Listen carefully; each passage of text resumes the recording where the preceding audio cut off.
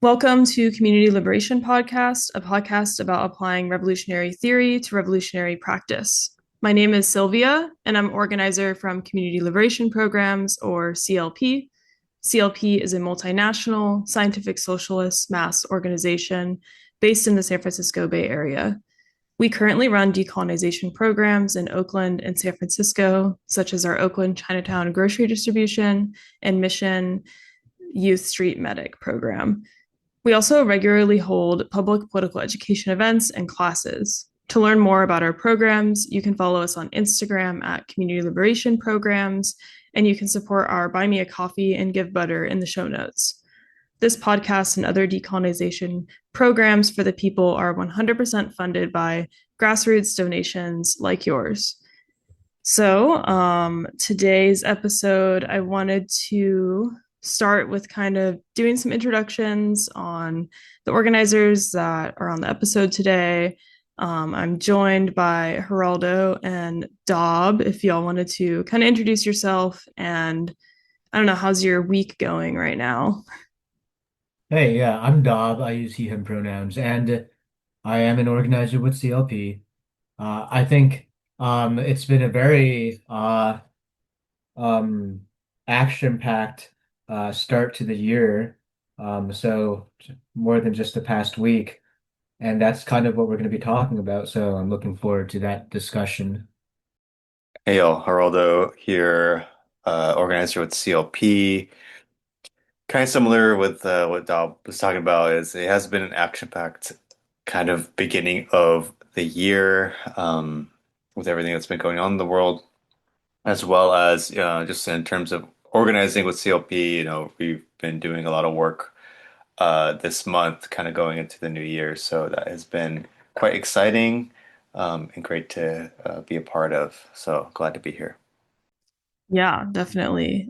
We've had a busy weekend. I mean, we're recording this on January 12th, Monday. So we're coming into the new week. A lot of stuff has happened in the past week and a half or 2 weeks into the new year. Yeah, we're going to talk about that today. So, this episode, we're going to cover current events. It's another one of our Combat Liberalism series.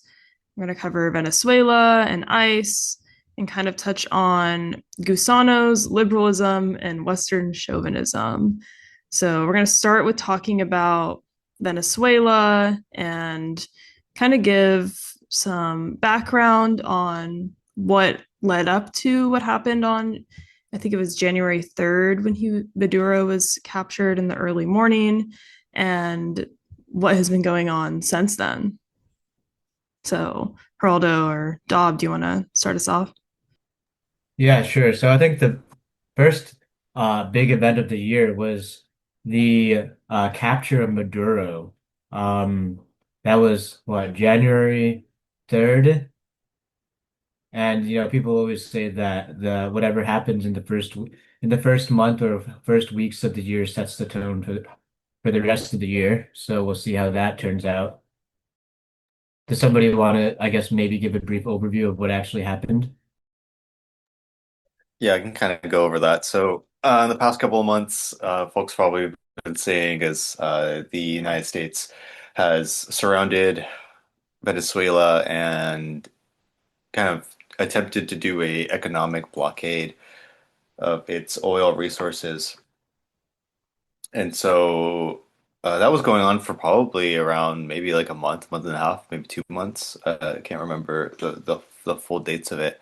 Um, and the United States, Donald Trump in general, has just been kind of, teasing that he's going to do something for during that initial economic blockade. And so on January 3rd, when I was following it, it was around like I think like 11 p.m. here, but in Caracas it was in Venezuela in general, it was like around like maybe 2 a.m., 3 a.m. Um and so uh we all heard through the news, through local news on the ground was that the United States was bombing Venezuela. There was a lot of confusion going on, and it wasn't announced until I think, at least on the West Coast, it wasn't announced probably until like 8 a.m. that Maduro was kidnapped. But they're following bombings of Venezuela and multiple states in Venezuela. Um, Led to the kidnapping of Maduro and the subsequent events that followed that were so Maduro and his wife were kidnapped and sent to New York, and currently the PSUV is still in power. Maduro's vice president is now the president of the kind of the interim president of Venezuela. However, um, the United States and Donald Trump in general is saying that uh, Donald Trump is actually the president of Venezuela, but we'll see. It's still kind of early to tell right now where this is all going to land, but there's been a lot of different things that have been kind of happening since then. Yeah, I Yeah. think. Oh, go ahead. No, I was just gonna maybe like comment about that a little bit. Yeah, it's just been a very action-packed things happening so quickly. Like the US is, going against international law, sending another leader of a sovereign nation to the US to be tried by US courts, is just a very something that I just didn't think was going to happen so quickly. So that was It's just like very my bizarre. initial reactions. Yeah, go ahead, Dob. Yeah, it's very bizarre. Yeah, and I think one thing I kind of forgot to preface is like the whole context of this was like the United States was charging Venezuela of drug trafficking and made up this whole fake uh, drug trafficking gang in Venezuela that supposedly Nicolás Maduro was the head of it, and they tried to pull a Panama basically with Maduro, charging him for money laundering and drug laundering in general, and brought him to the United States, yeah, and tried him in New York City, um, and he's currently being held in prison, in jail with other political prisoners like Luigi Maggioni and some other political prisoners as well, like in the same facility. Um, but yeah, it's interesting because the Department of Justice, as well as the New York judicial system, has dropped the pretenses on the drug trafficking and is more or less focusing on random things like him owning machine guns and whatnot. Yeah. So I guess before we get into all of the, details and the fallout of this, like why did the US do this? Like what was the whole build up to this? Because, you know, I think they started building up a military presence in that area, what, like 6 or 7 months ago? Before we answer your question, Dob, we actually have just been joined by another guest, Rafiq, another organizer with CLP. Rafiq, we just got started talking about Venezuela. I don't know if you wanted to introduce yourself, and we kind of introduced by talking about how our week slash beginning of the year has been going. Yeah, of course. Hi, thanks for having me. My name is Rafiq. I'm an organizer with community liberation programs. I think we're going to be talking a little bit today about some of the recent events in Iran. I was in Iran earlier this year and have also been keeping my eye on the Venezuela situation and the ever-changing geopolitical climate with under the Trump presidency and the United States recent Don Roe doctrine and everything. So I'm excited to be here to talk about that, to hear what you have to say, and thanks for having me. Awesome. Yeah, Dob, did you want to repeat your question, maybe? Yeah, so I think we were just starting our deep dive on the Venezuela situation, and I think, for a little bit of context, maybe we should start with when all this started happening and why and why do we think the US would go and do something like this? Which, I mean, it seems fairly straightforward, but also I've seen a lot of different theories about why it went down the way it did. So, as far as I remember, the US started building up forces there like what, 6 or 7 months ago, right? They started sending like troops there. They started like bombing random ships, random killing random fishermen or something like that. I don't know if it was as far back as 6 months ago. But does anybody else have other details on that?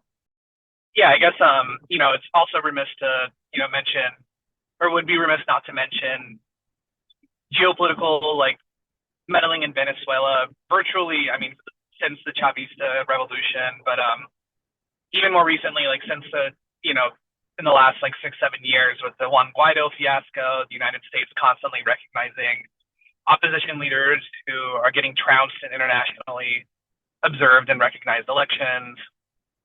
So, suffice to say, like the United States clearly hasn't been happy with the status quo in Venezuela for a while.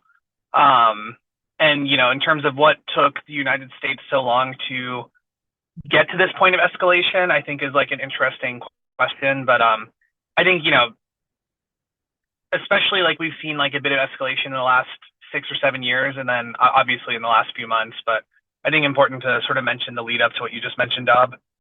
Yeah, no, go ahead, Sylvia. Yeah, definitely. I think it's I don't really have a theory on like, why specifically right now, but like Rafiq was talking about, every single US president has probably had the aspiration to overthrow Venezuela, right? They've constantly talked about Venezuela and other Latin American countries and wanting to basically coup those countries. And I think there's definitely been a shift with this like Trump administration compared to the first Trump administration. I think he's a lot more aggressive with his international policy. He was a lot more hands off, 2016 to 2020 era. And I think what I've noticed is like definitely a shift. So I think it does kind of make sense on why now he's doing this. And if he had the ability, then like why not, right? If the US has the ability to do this, and Democrats also don't like Venezuela, so maybe they would say, oh, we don't like what they're doing, but we also don't like Maduro. I don't know, Geraldo, do you want to add something? Yeah, I think, a big thing that, at least in terms of the common talking points that we see is like, people are generalizing it to oil, right? Like Venezuela is like in the top 5 countries that have the largest oil reserves in any country currently. But, I think to reduce it down to oil is a little reductive. I think in terms of the geopolitical situation in terms of, the United States, there have been theories, and I don't know if I totally subscribe to those theories, though I do understand why those theories exist, is that since the United States is slowly pulling back from the so-called Middle East or West Asia to some extent, as well as refocusing on number one enemy, which is China, as well as trying to pull back and kind of extort Western Europe for capital investment in an attempt to kind of re-industrialize in the core in the United States. Um, it makes sense for the United States to kind of look towards its quote unquote backyard, right? And that's kind of the Monroe Doctrine. Well, now it's the Donroe Doctrine. And so, the theory that I've been seeing with some folks is that, the United States is ideally looking towards its backyard, so to speak, to one, to have hegemony over, the resources and the, trade that does exist, as well as the infrastructure and industrialization that does exist in Latin America. Um, as well as the resources and that kind of stuff. And so that's kind of like some of the things that I'm seeing, at least in terms of like general theories, um, at least in terms of like the on the left, it's just looking at like international imperialism and the economic aspects for why this is happening. But I think it is multifaceted. But yeah, this is some of the things that I've been seeing, at least as of late. Yeah, what I've Yeah. Oh, sorry. Go ahead, Dob. Okay. Well, yeah, sure. So I mean, just what I was going to say is that I mean, I think that there are some things that have changed in the situation that have propelled the U.S. to conduct this sort of action. I mean that must be the case, otherwise they would have done it at some other point.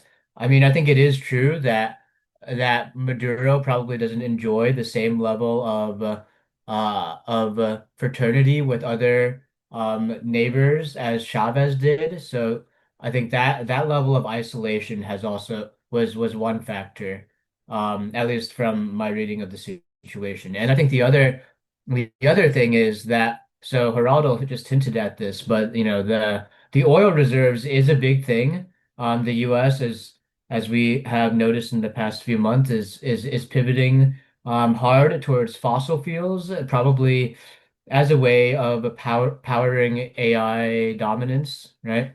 But more importantly than just the oil reserves themselves, which the U.S. also has a ton of, is the fact that China negotiated settlement with Venezuela for oil in renminbi instead of the dollar, which kind of violates the unspoken rule that oil from oil producing nations, at least those of OPEC and so on, should be settled in dollars. And that is significant because that is in theory a significant blow to dollar hegemony, which is the primary objective of U.S. foreign policy at this point, maintaining that dollar hegemony. So yeah, I mean, there's a few other things, but Rafiq, what were you going to say? Yeah, I'm really happy that you mentioned dollar hegemony, and I wanted to, kind of mention in the context of Venezuela's oil reserves as well.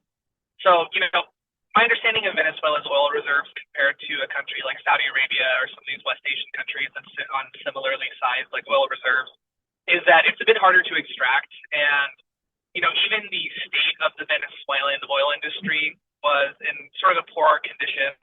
And a lot of that is due to like major dips in the price of oil that occurred during the COVID era, right when this like infrastructure needed to be updated the most. And at the same time, that the quality of the oil itself and its difficulty in accessing it makes that oil particularly difficult to deal with. So, that supply chain that you're talking about in China was oftentimes moving through like very specialized refineries that they handle, you know, crude oil that had like a very high sulfur content, for example, and could refine it into usable petroleum products. And I think, one theory that I've kind of heard posited is, and it's also important to mention here that like the United States actually did already have some level of access to Venezuelan oil dating back to like the Chavez era. Like there was an agreement in place between Chevron and the Venezuelan government, which I believe is still active for extraction of oil from Venezuela and the ability to sell it. But at the same time, like you now have Chinese and Iranian hardware flowing into Venezuela, starting to update the extractive infrastructure in Venezuela. And to your point, like that oil now like flowing to China. And one thing you hear constantly from American think tanks and American policymakers is, sort of tracking America's competition with China in terms of energy expenditures. Like that's like become a very large talking point. I think you're spot on with sort of the AI like aspect of this as well. The other kind of aspect of the oil, question that I think is important to think about is, what is the U.S. losing in terms of its leverage in the Middle East or West Asia? And, how does this potentially insulate the U.S. from things like that? So I think like it's important to understand like, the United States' biggest geopolitical foe in West Asia obviously is Iran. But at the same time, there are like countries that you might still consider staunch U.S. allies that have started to act in ways in West Asia that maybe aren't conducive to what the United States want, whether it's Turkey and its disagreements with what's going on in Syria, or Saudi and its current like conflict with the UAE, or even Saudi and its like growing relationship with China and like willingness to do business with China. That we're a regional war to, I mean, there's already a regional war, but we're to like even break out further in West Asia. The biggest leverage that the United States' geopolitical foe has in West Asia is the closing of the Strait of Hormuz, and also, the potential bombing of like all of these like fake little, Gulf oil states like Kuwait and Bahrain, and potentially even Aramco assets, as like Yemen showed like a little over a decade ago. So if the United States can secure, energy infrastructure, and I think in a lot of ways like this kidnapping, we can see now that the Venezuelan state has not fallen. There's no real coup. There's no replacement of the government with a pro-U.S. government. Like the Chavista base has shown itself to be a little too powerful and resilient for something like that. But this is sort of an element of negotiation, which is constantly a hallmark of like Trump foreign policy. You kill Soleimani and you ask for like negotiations. You know, bomb Tehran, and then recently comes out and says they want to do more negotiations with Iran. Like this is really a hallmark of U.S. foreign policy, is the use of these types of special operations and military operations to exert pressure on existing governments to secure terms that are ideal for the United States. So in any case, like I think the oil is a significant like element here. Like it's hard to ignore like the material value that it brings and like geopolitical value that it brings. But I think it's a little simplistic to maybe think about this in terms of like total like regime change versus, exertion of U.S. military might in the interest of securing like terms that are going to be beneficial to the United States defense of the petrodollar and defense of its interests even in other parts of the world. So I just wanted to mention that in the context of what Dob is talking about. I think he made great points, and I think even diving a little bit more into that helps illuminate like why now? Why did this happen at the very end of the same year that we saw like the first direct like war break out in like West Asia between the U.S. and another country since the Iraq War, I guess since Syria to an extent. Anyway, I'll stop there, but I think like all these things are connected, all these things are linked together. And you even heard like Maduro give interviews talking about Soleimani visiting Venezuela. And I think it's important to understand that the imperialists understand that these things are interconnected. And that means when we do these types of analysis, like we have to really like think about it materially and dialectically to understand the root causes. Yeah, I feel like that was a really good analysis to Dobbs' question on why now? Why is this happening? What led up to this? And like our, analysis on different rhetoric that has been going around and like what we see as kind of the material reality of the situation. So I think maybe it could be a good segue into the combat liberalism aspect of this podcast. So we talked about what happened in Venezuela and how it's affecting other nations around the world as well, and how interconnected it is. But, there's also different viewpoints on what's going on in Venezuela, different people on the left, liberal viewpoints, different Western chauvinism with organizations, locally and nationally. So does anyone want to give maybe some critique on liberal analysis that you've seen or liberal propaganda that you've seen about the situation right now? I think I can get it started. I think, well, we're going to touch on this when we talk about Iran. But I think what happened with the kidnapping of Maduro kind of was, I guess for lack of better words, was kind of a taste test for the classic liberal talking point of two things can be true at once. And so, within the more liberal left, AOC, Zora Mamdani, the DSA elected folks, and, the people that voted for Kamala Harris were like, okay, Maduro is a dictator. However, what happened was bad. And within the left, we kind of saw a similar kind of thing, but more from like a more, I guess you could say, kind of jumping through hoops to kind of justify the potential destruction of Venezuela. Um, But yeah, I think, currently that was a big talking point. And, prior to what was going on with Venezuela, a lot of the talking points were very similar. And I think this is also, we can probably touch on just like in general, in terms of international kind of isolation that happened with Venezuela was this general talking point of the elections for Maduro were illegitimate and that he's a dictator and that he was evilly repressing democracy in Venezuela, which actually, kind of carried a through line to other states throughout South America, as well as um, in Mexico and Central America as well, where countries were demonizing Maduro and Venezuela as a dictatorship. Lula did the same thing. Lula actually like purposely made it so that Venezuela couldn't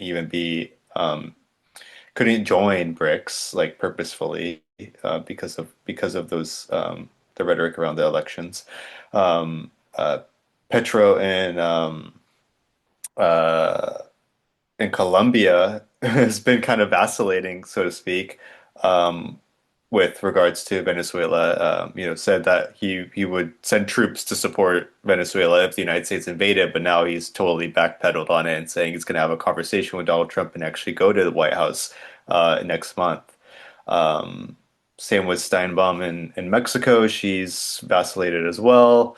Really, the only countries that have been supportive of Venezuela have been more of the quote unquote axis of resistance in Latin America, which were Nicaragua and Cuba.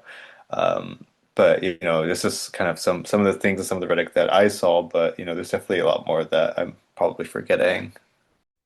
Yeah, I think one of the main like liberal talking points just in general about places like Venezuela or Cuba or anywhere that's like heavily sanctioned is, oh, people were repressed there and they had to come to the United States to be free. When it's like, actually, they came to the United States because we are sanctioning the hell out of their countries and they like can't really like they are suffering because of the sanctions, not because of their government, right? Like I think especially in Cuba, there has been like a mass exodus of Cubans that have come to the United States in recent years. And that a lot of different reasons for that, mostly due to the embargo and sanctions, and due to kind of regime change in the United States. The Obama era gave them a lot of hope, and then Donald Trump era has kind of made the conditions like Donald Trump, post Donald Trump into Biden, has made the conditions on the island a lot worse. So I think that is like one of the biggest liberal talking points you will see, just very anti-communist talking point of repression, authoritarianism, dictator, that type of language being thrown around with no real analysis on the historical conditions of colonialism and revolution. So I think that was like the main thing I've seen. Yeah, and the fact is that by all measures, Venezuela is like maybe not much better off, but better off now than pre-Chavez, pre-Bolivarian revolution. So I think it's like it's not yeah it's not a very scientific talking point.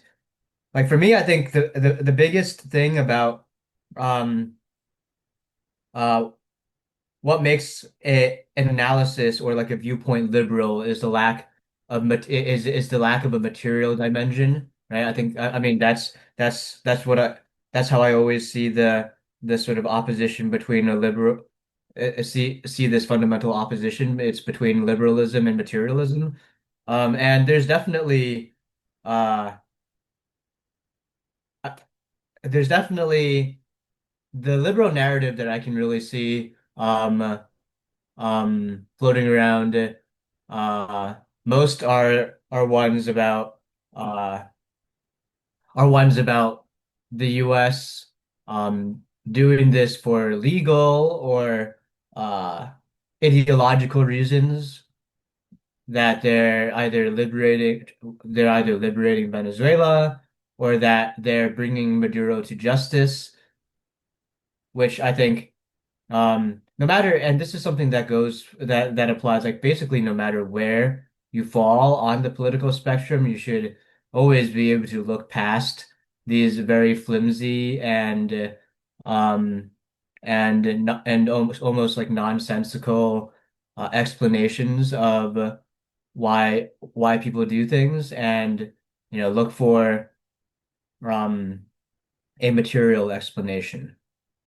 Yeah, I think you guys all hit on like the important points in terms of like how liberals have been reacting to this, how generally like the American media, bourgeois kind of like thinking.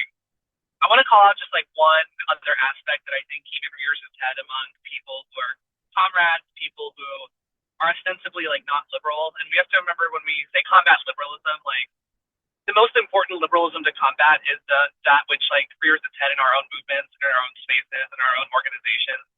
I think like the one example of that that I'll kind of point out is, and I think this is exacerbated by the fact that Chinese foreign delegation met with Maduro, like I think just hours before the operation, which resulted in his like illegal kidnapping.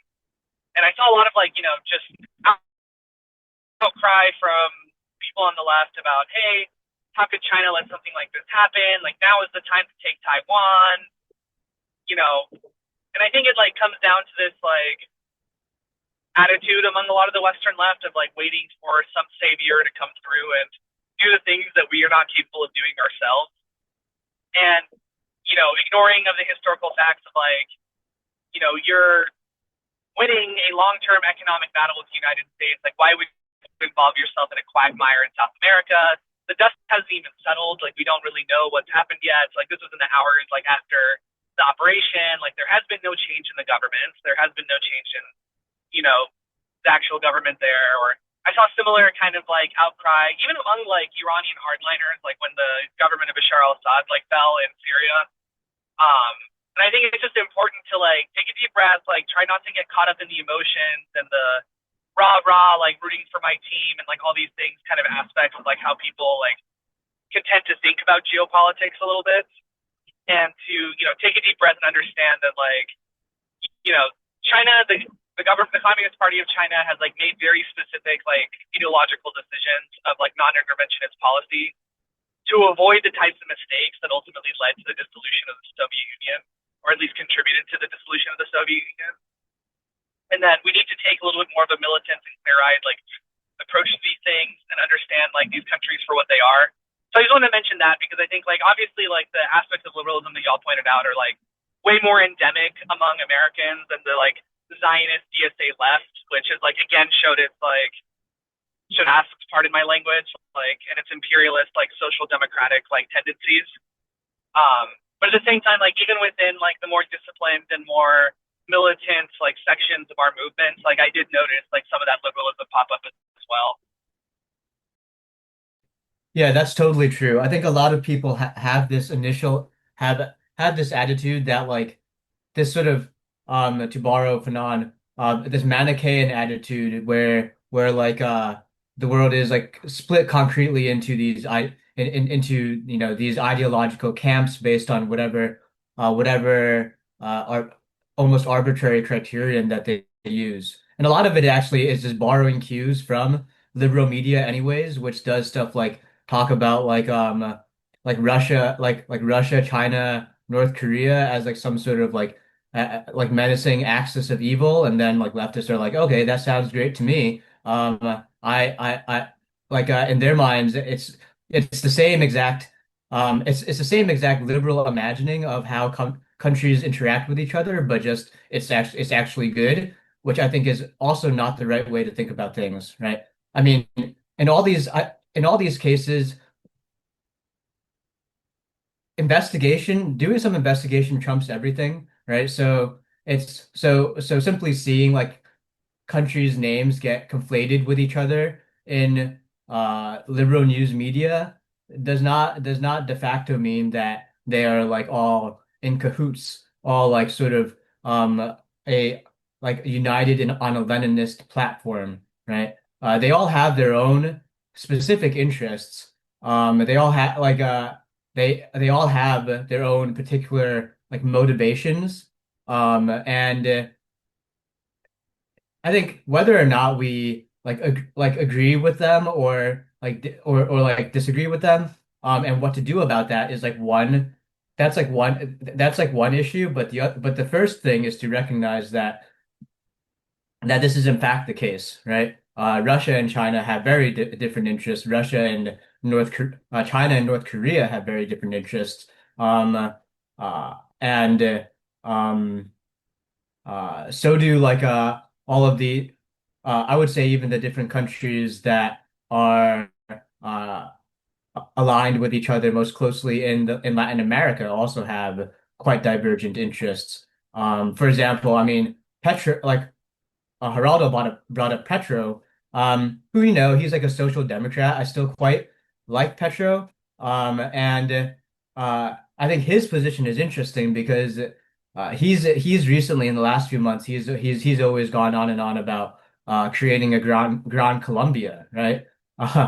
Which would include presumably annexing Venezuela, or maybe not annexing Venezuela, but different different countries and different leaders have their own projects that they're interested in. Yeah, I feel like the point to bring home is like we are our own liberators. Like we're not gonna expect like people aren't gonna expect an outside country to come in and be the savior, um, be the answer to all their problems, because that's just like not how the world works. That's not sustainable. Capitalism is still the world order. So like it's just it's not the answer to imperialism, and it's not the answer to what the United States is going to be doing in these countries. Like I don't think that is like a fair analysis to have. But yeah, I think we're going to segue a little bit into Iran. We've already talked a lot about Iran and how it has very much connection to Venezuela. And there has been a lot going on right now in the news. So, Rafiq, did you want to get us started on kind of like current updates? Yeah, of course. So I think I'll talk a little about the current updates, the protests, and how they started, and sort of what's been happening there. And I think it's important to also contextualize like the recent happenings in Iran with sort of like the history. And I don't want to go too deep. This isn't a podcast about the history of Iran, but I think there are some important points to understand the internal dynamics of Iran. And I think a lot of our listeners might not be like totally like familiar with. So we'll start with the protests. We'll work backwards and we'll come back forwards again, I think. Um, so what started, I think, about a week and a half ago was some protests among members of the Bazari class, like specifically in Tehran Bazaar, and specifically like folks who are business is like the importing of electronics. And Iran, like a lot of other countries with sanctions and a U.S. dollar like world order, has been dealing quite a bit with issues of inflation. And the value of like any country's currency in the U.S. dollar world order is pretty much like tied to its like has a pretty direct relationship to its foreign reserves of U.S. dollars.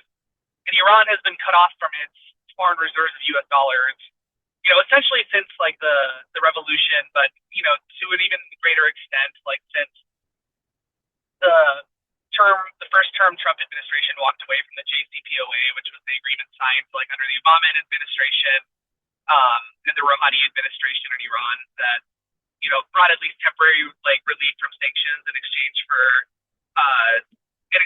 limitations on the nuclear program and observation of the nuclear program. So in any case, like you have these inflationary issues.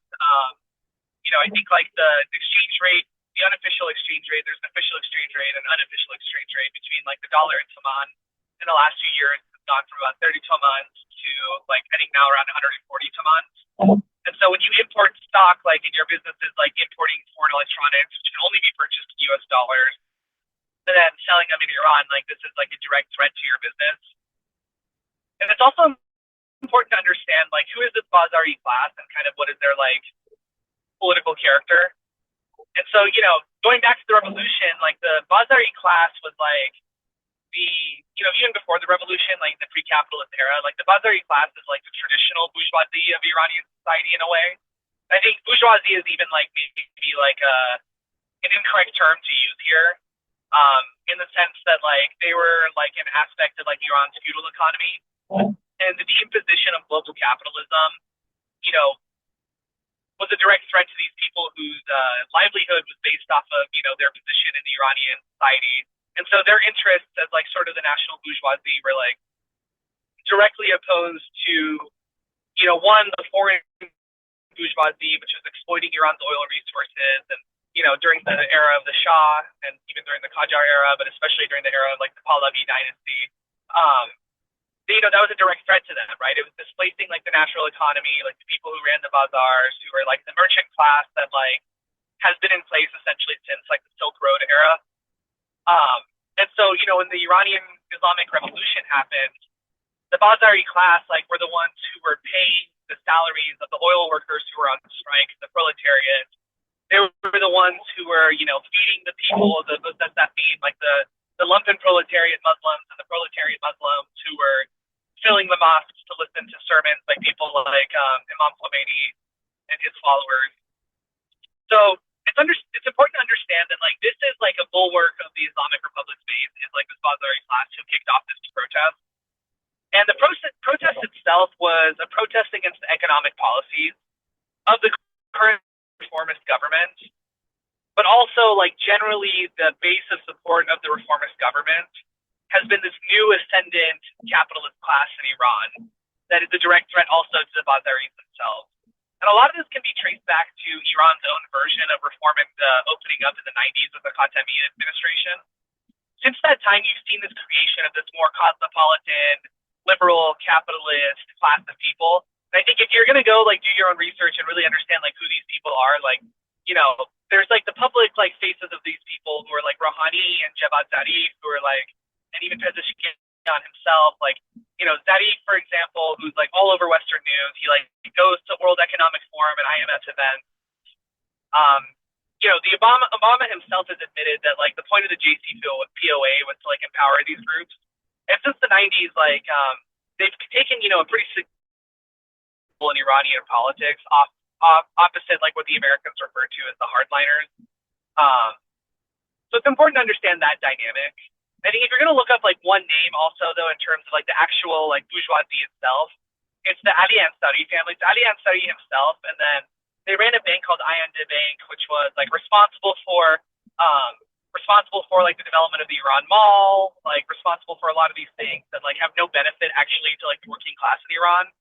And so like any country like post-revolution, like Iran continues to have class conflict, right? Like it doesn't stop just because the revolution happens, right? Especially in a society with as complicated a history and economy as like Iran has to this day. And so this reformist faction, this like capitalist faction, like not only has overseen the privatization of like large portions of the Iranian economy, but also has like led to policy decisions that have been, more favorable to building relationships with the West. And so, at the same time that these things are happening, like many of these trust companies that the Iran uses to do business around the world, whether they're in Hong Kong, whether they're in the UAE, whether they're in, sort of India or these other countries, like at the same time, like a lot of Iranian analysts have raised issues that like these companies have been defaulting on payments to the Iranian government or to the Iranian industries, which has only exacerbated some of these currency issues.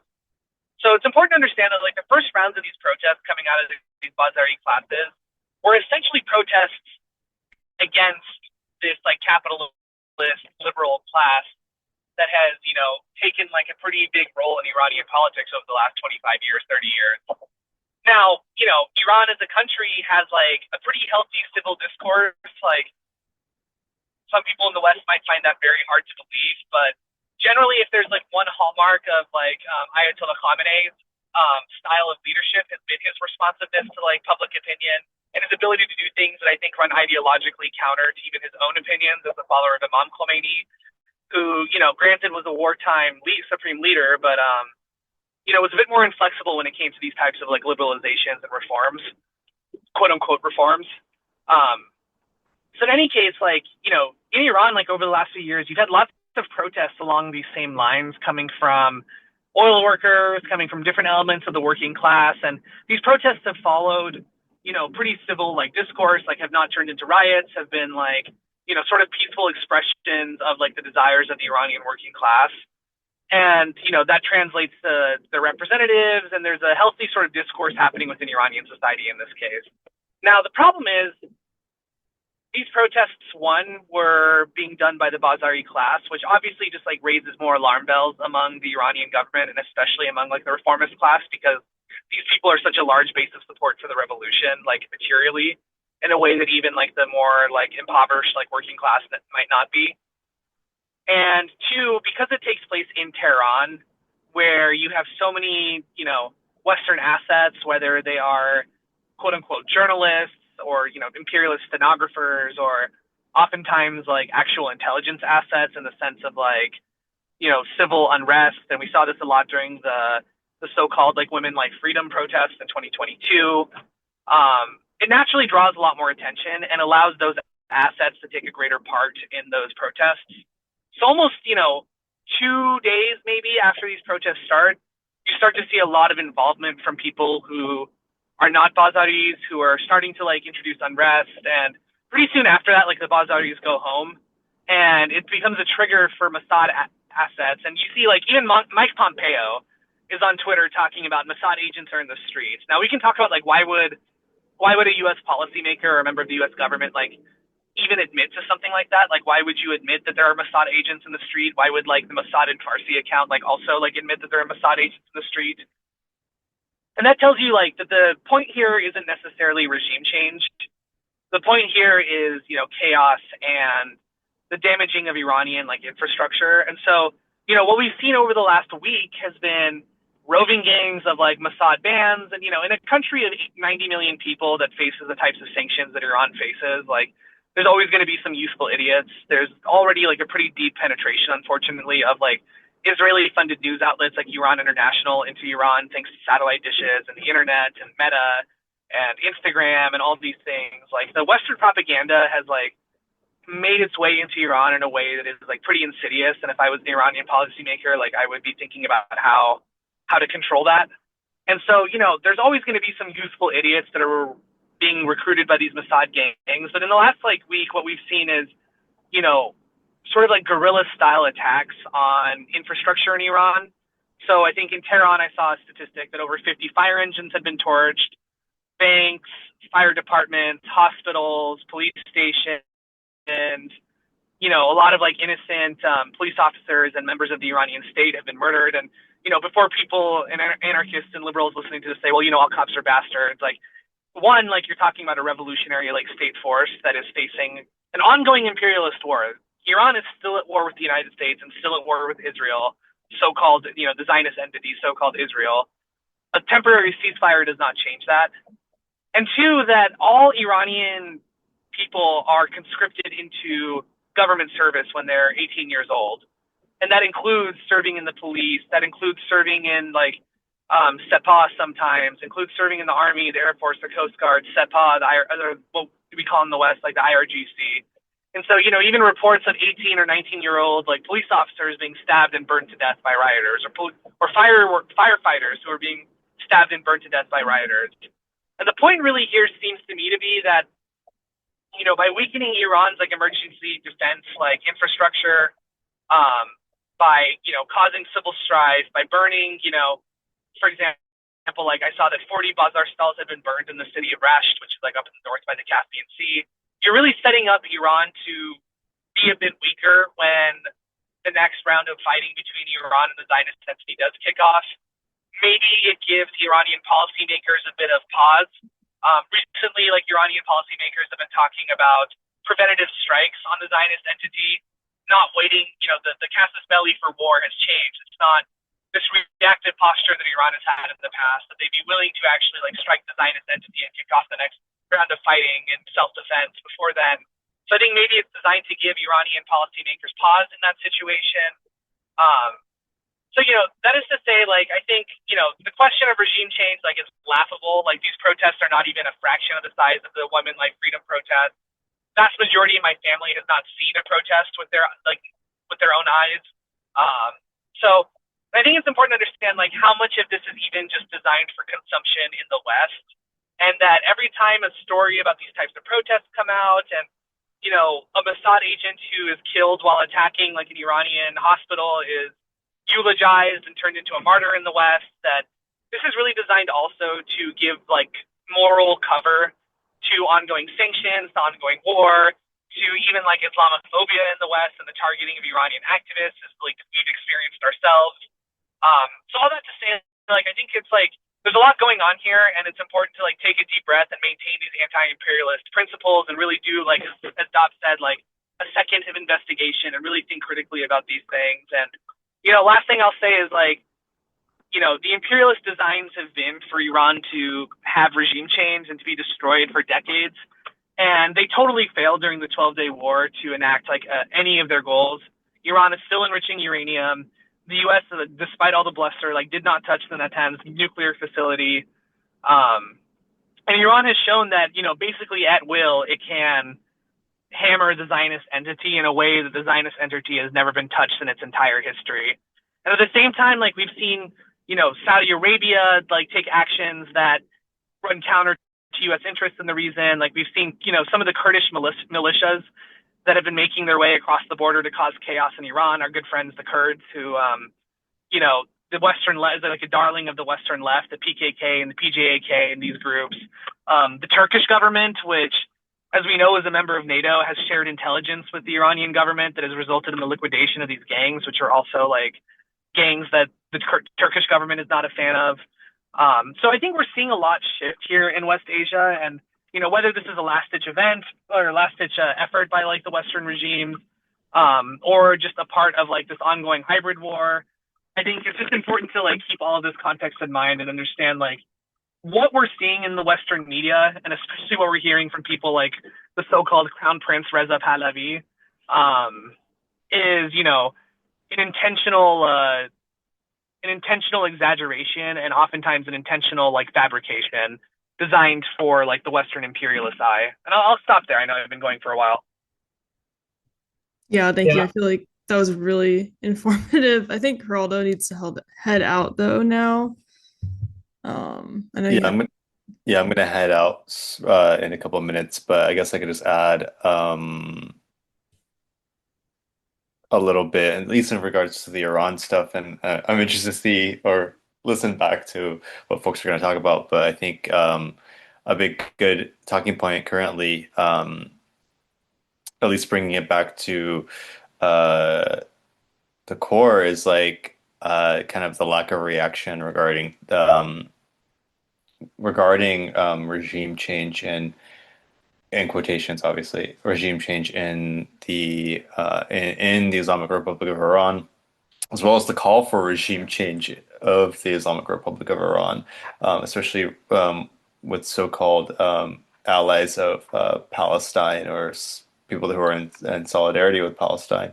I think, if anything, we saw with the what happened with the 12-day war last year was a lot of the lack of reaction. Actually, was a missed opportunity for organizations to actually combat some of the propaganda regarding Iran, and actually kind of facilitated the propaganda around Iran.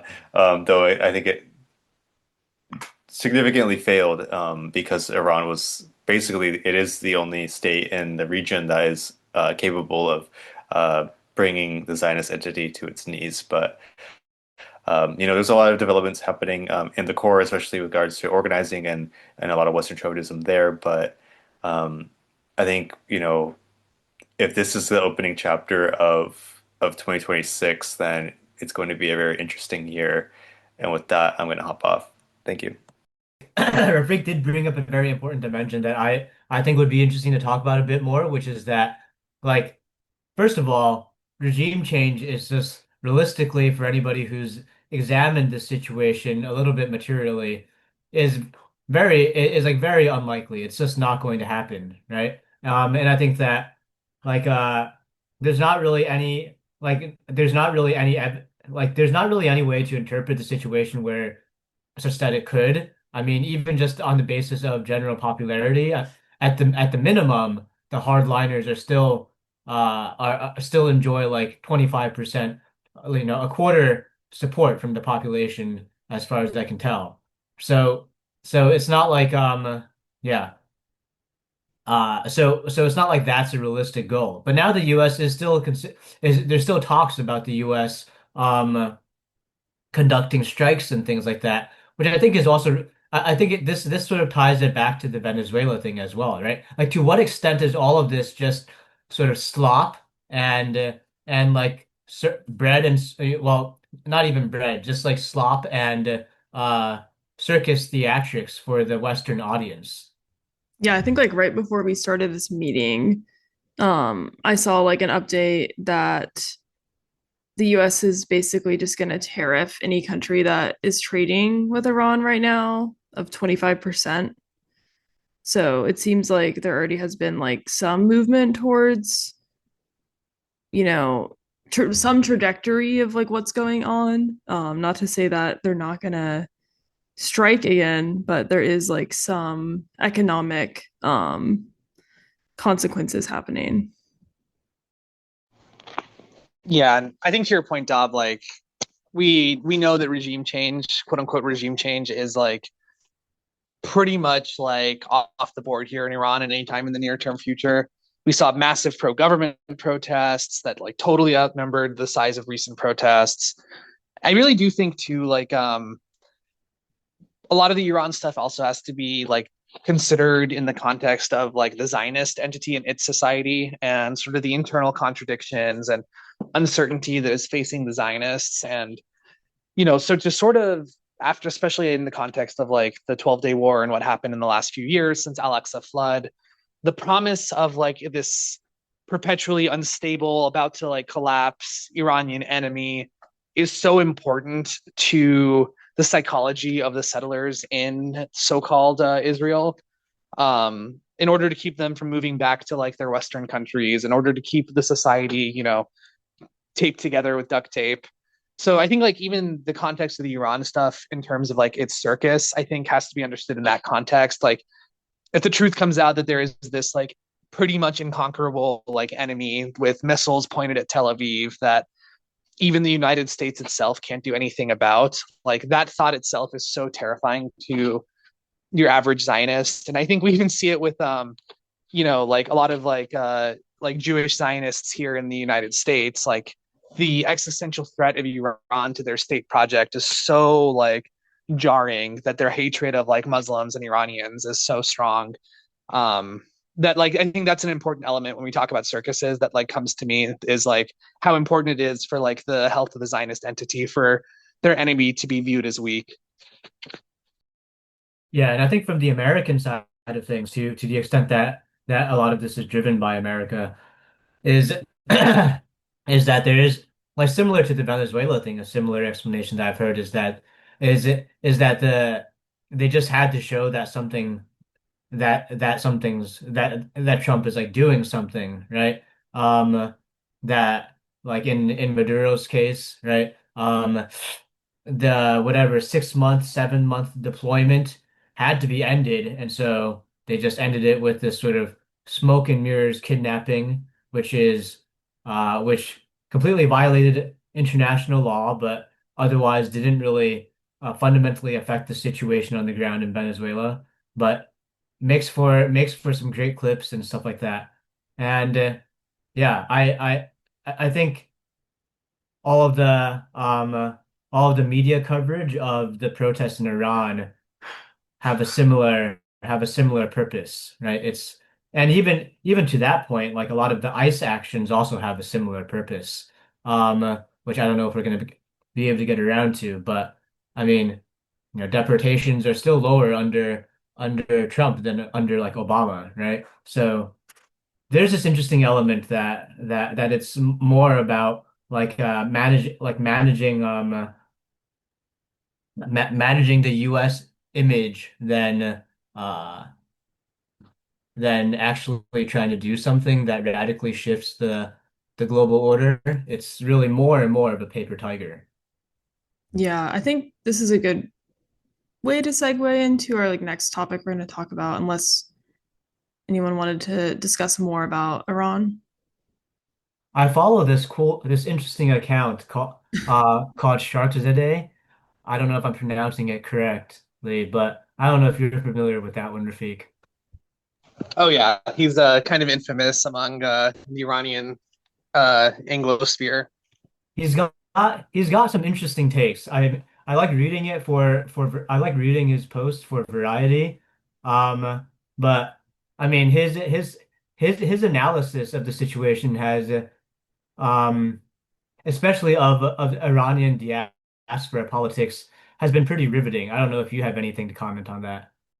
Yeah, I would say like when it comes to that particular like analyst, like the commentary on the diaspora is probably like the most useful part. For context, it's somebody who grew up in the West and then moved back to Iran and became like a religious scholar and actually like became a Sunni religious scholar, which is kind of funny.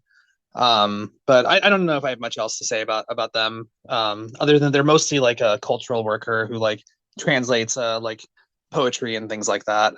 Okay, yeah. Thanks for, giving us more context on what is going on in Iran, how it relates to Venezuela, and just kind of the US hegemonic power and how it affects, everybody in the world and how imperialism works in very similar ways in all around the world. And the start to this year being quite a shit show, for lack of better words. But there also has been some um, national news lately of rampant ICE raids happening. And sorry, I'm just trying to get the date up. So Renee Nicole Good, who was in Minnesota, actually observing ICE agents, was shot and killed by ICE agent driving away. There's a lot of media footage online about this. It's like very direct sources. You can see the incident happen. And this happened on January 7th, so only 4 days after Maduro's capture. And yeah, there's been quite a bit of uproar, protests in response to this. And, you know, the Trump administration and the general US propaganda has, had justifying of the killing. I think like I even typed this in on Instagram just to see like searched her name or searched ICE killing woman in Minnesota. And like the main, like, I think as we all know, maybe we can be in a little bit more of like a bubble when you're on the left, but the far right is very well organized and has really big following on social media. Like most of the videos that I was seeing, and like on my account where I don't follow any far right people, right? Like the algorithm, like my algorithm is very curated to me. Like most of the videos coming up were like white women justifying the killing, ICE is good, like we love ICE. Like that was the kind of media that like is the most popular, I guess, on Instagram. And like the, Meta wants to feed everybody that type of propaganda. So, this is another big event that has happened. A white woman getting killed by ICE. And yeah, does anybody want, to comment about that, or just what have you seen in the media, or what have you seen on like on the Western left media as well? Yeah, I can take a stab at it first, if that's okay. I think like first and foremost, like Renee Good is a martyr, is somebody that like, you know, should be upheld as a victim of like the US regime and the settler regime, and specifically in their efforts to combat like what ended up being an ICE raid based around like a totally false and racist narrative put forth originally by like, you know, Christian right wing streamers against like the Somalian community in Minneapolis. So I think that's like an important kind of place to start, is just to ground us and, understand that generally, like I think as a movement in the West, like we don't, we say in the Middle East, like martyrs are the lifeblood of the movement. And I think in the West, like we have not always been the best at, really internalizing that and like, putting our politics in command, in that light. So I wanted to mention that like first and foremost. Um, in terms of like media manipulation, like you mentioned, like your Instagram algorithm, like I think like, Elon Musk, for example, who runs like one of the largest social media outlets, and his like chief of staff or whoever, Nikita Beer, um, who's like a Zionist also. Elon, like he put out like a tweet about how she tried to run over like ICE agents, which anyone who has seen the actual video of the shooting knows is just a bold-faced lie, and also like ignores the total like lack of like under settler American law, like lack of jurisdiction that these ICE agents had over a US citizen who was like practicing a legal right to observe. So you know, side note, like that Nikita Beer person who like runs a lot of Twitter recently just changed the Iran flag emoji on Twitter from the Islamic Republic flag back to the imperial Shah flag with the lion and the sun. So that's kind of interesting. But anyway, like that type of media manipulation like is pretty par for the course. And I think one thing I wonder is like, and I think another kind of instructive lesson here is that this is happening over the murder of like a white American woman, who has no ties to another country, that is like a white member of like the same settler class that is like pursuing this violence. And I think it like shows just like how little love there is when it comes to like these like racist alliances that like white people build for themselves, like how little room there is for actual genuine love between white people and these types of like ideologies.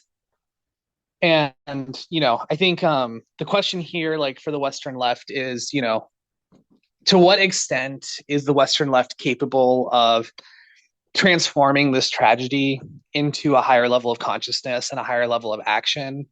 And I'm gonna call out like something that I saw, which was Brianna Joy Gray, I think is her name. She was a former like campaign director for Bernie Sanders. Um, Posted a video of somebody burning an American flag the next day at a protest in Minneapolis, and called the person a cop and like asked for people's help in identifying this person. And first of all, like burning a flag is like a constitutionally protected right of free speech, like dating back decades in the United States.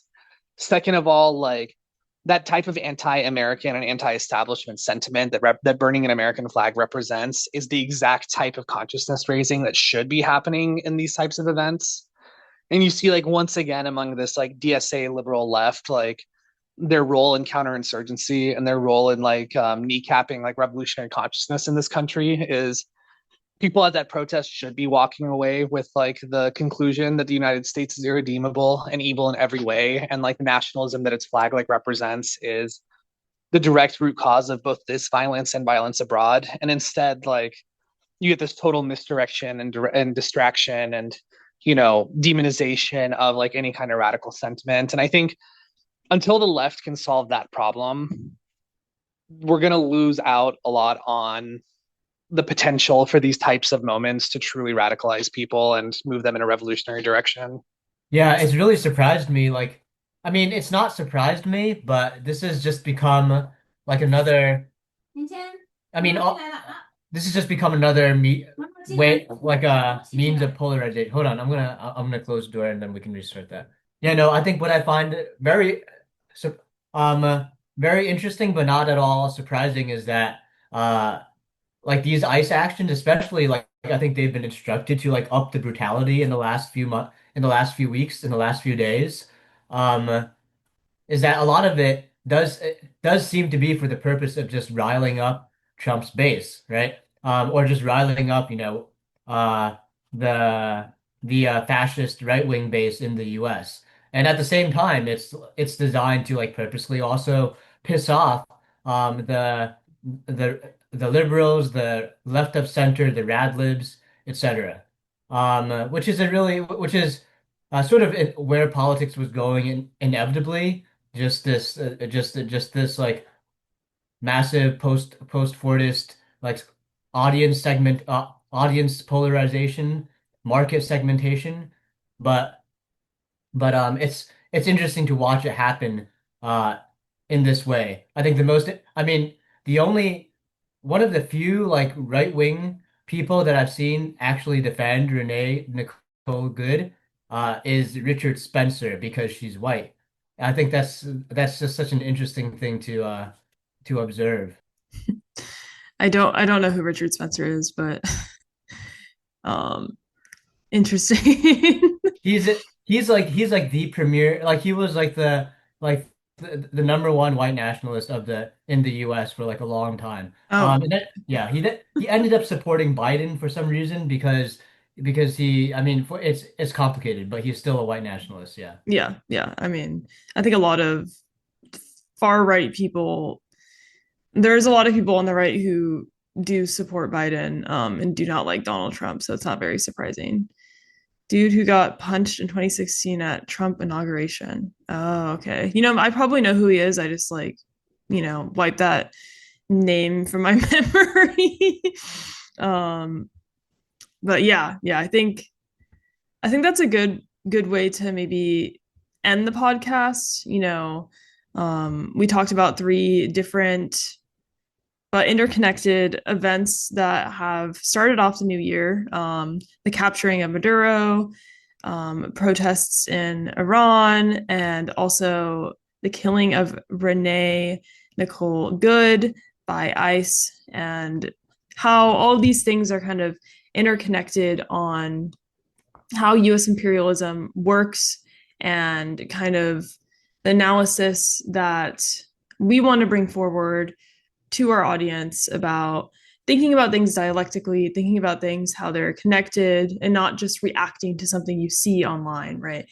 You can't just see something and believe it right when you see it, right? I want the main takeaway tonight is just, or today in the episode, it's tonight when we're recording this, is to have critical thinking skills when you are consuming media, whether that be on social media, especially if you're viewing Western news outlets like CNN or like major ones on news on television. And, you know, there's a reason why the United States is doing things. It's not, they're not always going to say it out loud. They will make up lies. They will try to infiltrate liberal ideology into you at all times. Like, we are born going to school, learning liberalisms, and we need to be able to combat that and really be true to ourselves and understand, like, okay, maybe I don't know what's going on, and I need to do my own research and I need to look into things more, right? That's a whole part of like the decolonization process and like combating liberalism. So yeah, thanks for our guests today, Rafiq, Dob, and Geraldo, who had to leave early. I think y'all are very informed on these topics. I am not as online as you, so maybe I didn't have as much to say, but it was really, really good learning lesson. I think our audience will really enjoy it. And just to cover a few things going on in CLP right now. So we have a few events coming up. I'm not sure exactly when this podcast will be posted, but we do have an event on like the 15th of this month at El Rio. And they're doing a fundraiser show in San Francisco. And then we also have our own fundraiser show in Oakland on February 24th at Eli's Mile High Club from 8 to midnight. So we have a lot of fundraiser going on right now for our Give Butter to try to open a community liberation center. We've talked about it on the pod before, but if you have any extra money to give, we have it linked in the show notes. And we also have our Buy Me a Coffee. So if you would like to subscribe monthly, we're hoping to, in the near future, have a few things that like perks that are on our Buy Me a Coffee if you're a subscriber. And we're hoping to post Buy Me a Coffee exclusive podcasts on there as well. So those are two main things that we're trying to plug to be able to open up our Community Liberation Center. And you can follow us on Instagram at Community Liberation Programs, Twitter at ComLib Programs. Anything else, Rafiq or Dob, you wanted to add to close out the show? Thanks for having me on. Yeah, I appreciate you having me on. I've been thinking about a lot of these topics and, really just sitting with them. And I think it's good for our audience to hear about these things, and for those of us on the left in the United States, so-called United States, to really understand that we have to keep our ears to the ground and learn as much as we can from events that are happening. And I'm glad we were able to do that today. Great. Do you have any plugs for folks to maybe reading recommendations or just like news outlets that we would recommend for people to follow? Yeah, I think for English language outlets to hear about West Asia events in Iran, like I would stay plugged into Press TV, Tehran Times, Al Mayadeen in English. I think for analysis, also the Cradle does a really great job in providing English language analysis. Those are some of the sources that I like to use to keep up to date on the English side of things, and of course on the Iranian side of things. Like I watch a lot of IRIB and various Farsi language sources that if you speak Farsi, you probably already know about. Okay, great. Thanks everyone for listening.